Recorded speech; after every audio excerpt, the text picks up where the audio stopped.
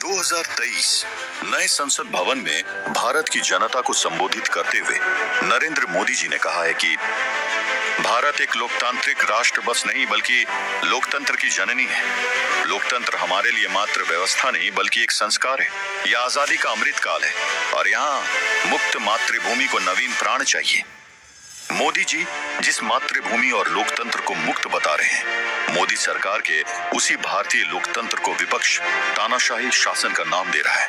या यूं कहें कि प्रधानमंत्री नरेंद्र मोदी को ही डिक्टेटर कहा जा रहा है। राहुल गांधी ने अपनी एक रैली के दौरान कहा कि ये डरा हुआ तानाशाह एक मरा हुआ लोकतंत्र बनाना चाहता है। मीडिया समेत सभी संस्थाओं पर कब्जा, पार्टियों को तोड़ना, कंपनियों से हफ्ता वसूली, मुख्य विपक्षी दल का अकाउंट फ्रीज करना भी असुरी शक्ति के लिए कम था। जो अब चुने हुए मुख्यमंत्रियों की गिरफ्तारी भी आम बात हो गई है। जैसे जैसे 2024 लोकसभा चुनाव करीब आ रहे हैं, हर जगह एक ही सवाल उठाया जा रहा है कि क्या Bharat one nation one party की दौड़ में आगे बढ़ने लगा है? क्या मोदी जी वाकई एक तानाशाह है? क्या भारत भी चीन, कोरिया और रूस की तरह डगमगाती डेमोक्रेसी की राह पर आगे बढ़ चुका है? डेमोक्रेसी का मतलब क्या है? डेमोक्रेसी मतलब है जहां जनता को वोट डालने का हक हो, सवाल पूछने का हक हो। जिस देश में free judiciary, free press, free election और फंडामेंटल राइट का सम्मान किया जाए, वो देश डेमोक्रेटिक है। पर विपक्ष में कहना है कि डेमोक्रेसी की इस परिभाषा में मोदी जी की भाजपा सरकार कहीं खरी नहीं उतरती। ज्यादा वक्त न लेते हुए एक मुद्दे को समझते हैं। पहला, क्या भारत में फ्री इलेक्शन नहीं है? मई 2014 में मोदी जी ने आरोप लगाया था कि इलेक्शन कमीशन पक्षपात करती है, लेकिन उसी साल भाजपा चुनाव जीत गई और मोदी जी की सरकार बन गई। देखा जाए तो इलेक्शन कमीशन का कानून कहता है कि आप चुनाव के प्रचार के दौरान आर्मी का मुद्दा नहीं उठा सकते। इसके बावजूद भी 2019 में उत्तर प्रदेश के मुख्यमंत्री योगी ने कहा कि इंडियन आर्मी मोदी जी की सेना है। प्रधानमंत्री नरेंद्र मोदी जी ने खुद लोगों से पुलवामा अटैक को लेकर वोट की मांग की और इस पर इलेक्शन कमीशन के चीफ अशोक लहासा ने कंप्लेंट दर्ज कर दी। कंप्लेंट दर्ज होने के कुछ ही दिनों के बाद उनके पूरे परिवार को इनकम टैक्स ने नोटिस भेज दिया। इस पर विपक्ष का कहना है कि इलेक्शन कमीशन मोदी जी की गवर्नमेंट के चुंगल में फंसा हुआ है। कंप्लेंट करने वाले कमिश्नर को इनकम टैक्स नोटिस के नाम पर डराया जा रहा है। बिल्कुल ऐसे ही दूसरी पार्टी के सभी नेता जिन पर ईडी, सीबीआई और आईटी जैसी जांच एजेंसी ने करप्शन का केस दर्ज किया था, अगर वो अपनी पार्टी छोड़कर बीजेपी का हाथ पकड़ लेते हैं तो उन पर लगाए सारे इल्जाम रद्द हो जाते हैं। क्यों? नितिन गडकरी से पूछा गया कि क्या भाजपा का डिटर्जेंट बहुत स्ट्रांग है जो सबके पाप धुल जा रहे हैं, तो उन्होंने भी मजाक में कह दिया कि ये एक इको फ्रेंडली डिटर्जेंट है। गडकरी के ऐसा कहने का क्या मतलब था? वही ईडी 2014 से 2019 तक 3000 से ज्यादा केस फाइल कर चुकी है, जिनमें से 95% केस विपक्ष के नेताओं पर लगाए गए हैं। क्या ये सारे केस विपक्ष के नेताओं को डराने की कोशिश है? फैसला आपको लेना है। अब फ्री जुडिशियरी की बात करें तो 2023 में इलेक्शन कमिश्नर की 2 पोस्ट खाली थी। बिना इलेक्शन कमिश्नर के चुनाव हो ही नहीं सकता। 1991 के एक्ट के तहत 2 कमिश्नर के चुनाव के लिए 3 लीडर की कमेटी को बैठना था, जिसमें इंडिया के चीफ जस्टिस, प्रधानमंत्री और विपक्षी पार्टी का एक लीडर मिलकर इलेक्शन कमिश्नर का चुनाव करते हैं। मगर मोदी जी की गवर्नमेंट ने इससे पहले ही 1991 के एक्ट को बदलकर अपॉइंटमेंट के लिए 2023 का नया बिल पास करवाया और तय कर दिया कि चीफ जस्टिस को हटाकर इलेक्शन कमिश्नर के चुनाव के दौरान रूलिंग पार्टी का यूनियन मिनिस्टर बैठेगा। इस नए नियम के तहत अमित शाह, मोदी जी और कांग्रेस के अधीर रंजन ने मिलकर 2 आईएएस ऑफिसर को इलेक्शन कमिश्नर के तौर पर चुना। अधीर रंजन का कहना था कि ये 2:1 का चुनाव था, जिसमें बीजेपी के दोनों लीडर ने अपनी मर्जी से इलेक्शन कमिश्नर को चुन लिया। यह मुद्दा सुप्रीम कोर्ट के पास गया। दोनों इलेक्शन कमिश्नर के चुनाव में आपत्ति जताई गई, लेकिन सुप्रीम कोर्ट ने इस एप्लीकेशन को यह कहकर खारिज कर दिया कि वैसे भी राष्ट्रपति के कहने पर प्रधानमंत्री इलेक्शन कमिश्नर का चुनाव कर सकते हैं और संसद को नए नियम लागू करने का हक है। बिल संसद के दोनों सदनों में पास हुआ है, तो इस पर सुप्रीम कोर्ट कुछ नहीं कर सकती।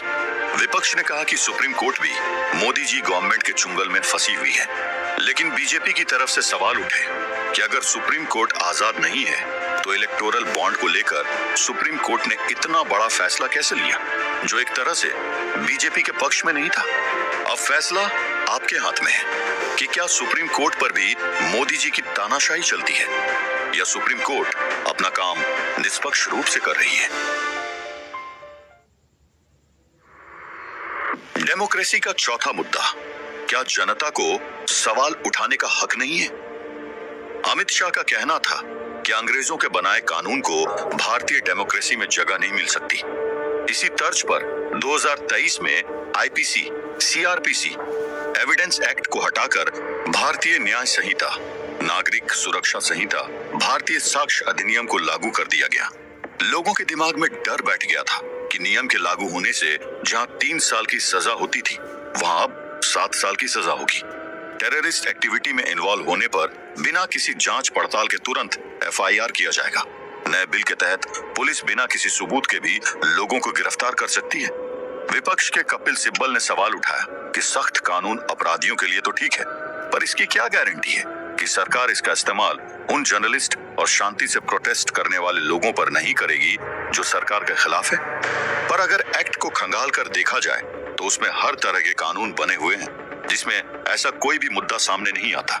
इसके अलावा भी एमएसपी और लद्दाख प्रोटेस्ट, मणिपुर मुद्दे पर विपक्ष ने कहा कि सरकार लोगों से सवाल पूछने का हक छीन रही है।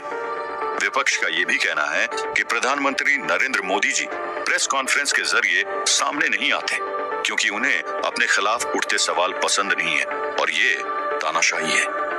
वहीं बीजेपी गवर्नमेंट का कहना है कि प्रोटेस्टर को दिल्ली आने से रोका गया। शांति से प्रोटेस्ट करने की कोई मनाही नहीं है।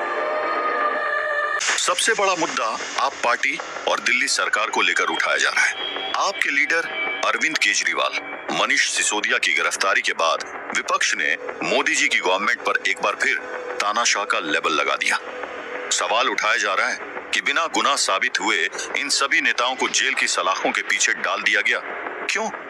ये भारत में पहली बार हुआ है जब एक मुख्यमंत्री को जेल की सलाखों के पीछे डाला गया है। वहीं भाजपा के लीडर्स का कहना है कि केजरीवाल पर ईडी ने लीकर पॉलिसी घोटाले का मामला दर्ज किया है। यहाँ लीकर एक्सरसाइज पॉलिसी 21-22 के तहत पहले शराब का ठेका लेने के लिए 8 से 10 लाख की जरूरत पड़ती थी। वहीं अब कम से कम 5 करोड़ के बिना ठेकेदार आगे नहीं बढ़ सकते। ऐसे में छोटे व्यापारियों को हटाकर दिल्ली में शराब का पूरा व्यापार बड़ी बड़ी कंपनियों के लिए खोल दिया गया। इसी दौरान दिनेश अरोड़ा ने कंप्लेंट किया कि आम पार्टी ने उसकी कंपनी से कई करोड़ रुपए लिए। मनीष सिसोदिया से उनकी बातचीत हुई, लाइसेंस बनाया गया और इसी पैसे का उपयोग पंजाब और गोवा के चुनाव में किया गया। इस केस में ऐसी कई बड़ी बड़ी कंपनियों के नाम सामने आए। आपके लीडर्स अपनी सफाई में कहते हैं कि अगर इतना बड़ा अमाउंट घोटाले के रूप में लिया गया तो वो पैसे कहाँ हैं? बीजेपी की सरकार किसी के खाते में वो पैसे ढूंढ कर क्यों नहीं दिखाती? बीजेपी का कहना है कि वो पैसे चुनाव के प्रचार में खपा दिए गए हैं। वहीं आप और कांग्रेस दलील देती है कि नरेंद्र मोदी जी भी तो अपने दोस्त अडानी और अदानी ग्रुप को ज्यादा से ज्यादा कॉन्ट्रैक्ट देते हैं। इलेक्टोरल बॉन्ड इसका सबूत है। साथ ही अरविंद केजरीवाल को बेल पर न छोड़ने के मुद्दे पर भाजपा ने कहा है कि कोर्ट अपना काम जानती है।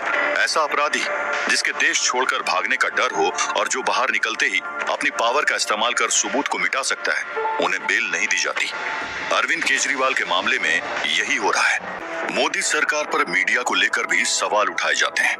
विपक्ष का कहना है कि सारी मीडिया मोदी गवर्नमेंट के हाथ में बिकी हुई है, इसलिए उन्हें गोदी मीडिया कहकर भी पुकारा जाता है, जो हर वक्त सरकार को डिफेंड करती रहती है।